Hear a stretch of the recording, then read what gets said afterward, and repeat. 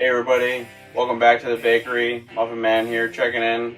For this next video, I wanted to take you through my newest addition to the bakery. A few weeks ago, I built this tire hammer at a 5-day workshop at the Virginia Institute of Blacksmithing. So I just wanted to walk you through some of the design features of this awesome Clay Spencer designed tire hammer. So let's give it a once over and we'll hop into the specifics. Okay, so we'll start with the base here. This is a 2 foot by 2 foot piece of flat base here, 1/2 inch thick. It doesn't need to be spaced with a sheet of plywood. It is recommended that something be between the base and your hopefully concrete floor. It specifically does say not to do anything on soft ground, i.e. dirt if you're outside. And then obviously anchor to the floor. I know it sort of looks excessive on my anchor points. I just had some existing ones and I wanted to make use of what I had. And they're pinched down with just some 1/4 inch thick pieces of flat that I cut to and drilled to shape. Pretty self-explanatory foot pedal here. It's just a bunch of flat steel fabbed up together, and that's attached to some linkage that goes all the way up to a spring-loaded motor mount. We'll get to that in a bit.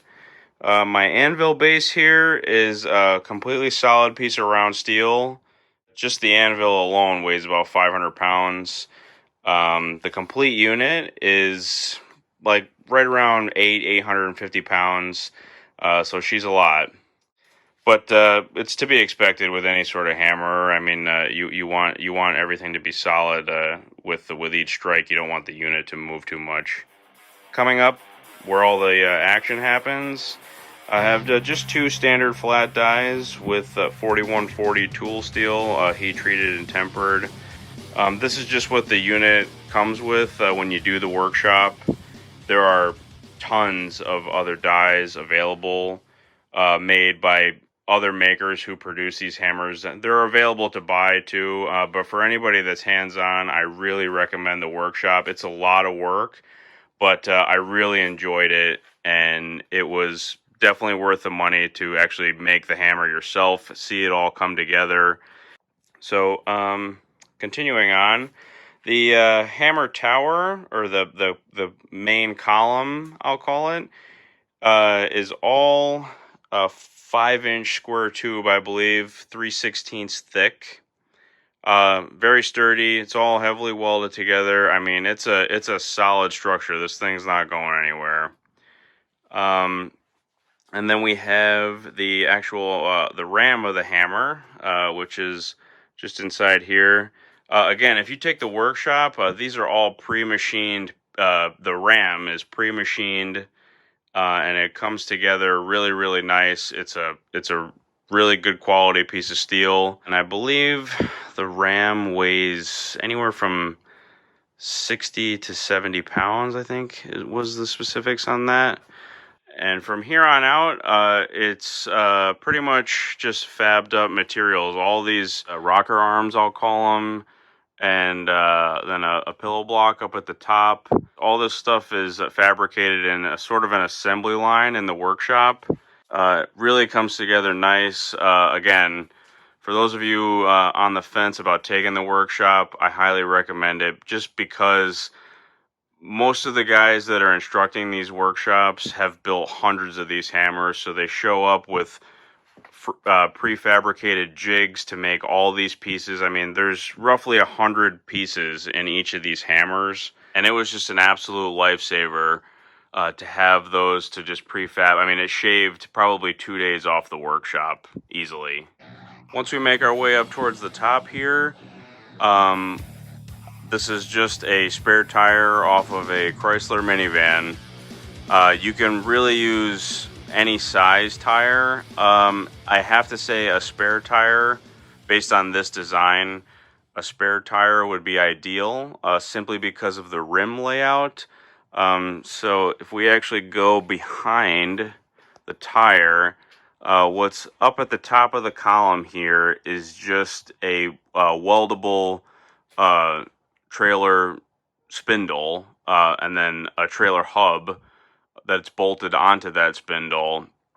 So actually a completely separate hub. I actually welded up, and those two hubs actually mate together, and it makes the design actually makes it so that the hammer comes apart easier. A lot of the older models have just a completely solid counterweight around the entire inner rim, and it really makes it impossible to take apart, or well, it just takes a long time to take apart. So this design makes disassembling the hammer much easier. At the end of this homemade hub, I'll call it, is a 1-inch piece of steel plate with a 7/8 nut welded on it that slides into the pillow block. It's cammed on the rim, creating your counterweight and your, I'll call it a rocking hammer motion all at the same time. Really great design. The main driving force behind this is a 1-horse electric motor. Pretty simple wiring. Down to a switch here for you to activate right on the side of the hammer before you go working with it. And included right on the motor mount is actually your brake plate here. So when we're pedal down, we're engaging the motor, and when we're pedal up, the brake plate slides right into place and stops the hammer from working. Just really simple, but really great design features. Common sense engineering, I'll call it. It really came together quite nicely. And then, of course, inside the ram tube here is some sheet metal shims, and then what the ram actually rides on is a industrial grade plastic. I don't quite know its exact terminology right now, but they use them in forklift booms and bucket trucks and things of that nature. Anything where steel or aluminum is telescoping into another piece of steel really acts as a great wearable part. As long as they're lubricated, they really do take forever to wear. So another solid design feature. Collectively, the unit, I would say, weighs just under 900 pounds. When it's running full speed, I would say it has between 70 and 90 pounds of ramming force. So it'll move steel just fine for any smith working out of a shop or at home. I would definitely say commercial or residential use for this unit. Maintenance is very easy. We want to just keep the tire filled with the proper amount of air, and just lubricate it on all the moving parts. And there's lubrication holes throughout the unit. Maintain before or after each use, and the instructor will tell you that it's a 100-year hammer. So yeah. And I've just had a local freelance artist do the name and get her dolled up real nice. Okay, for this last bit here, we're just going to fire it up, and I'll show you a bit of the ram force and just a bit of the pedal walkthrough. It's got a real nice feel to it, and you have a lot of control working with it.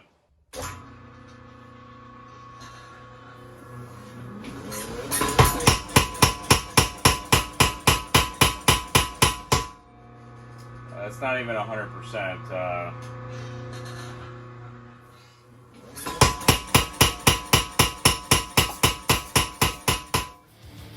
Alright guys, that about wraps it up for the walkthrough on my new Clay Spencer tire hammer. Again, for anybody interested, I highly recommend doing a workshop. They range from 3 to 5 days, and they do them all over the country. But for mine specifically, I'm up in New England, and I believe the closest one to me was the one I did. Check it out at the Virginia Institute of Blacksmithing. Great group of guys down there. I really enjoyed the workshop. And there's also 3 or 4 guys that actually just make these and sell them. So check out any of those guys as well. And until next time, we'll catch you later.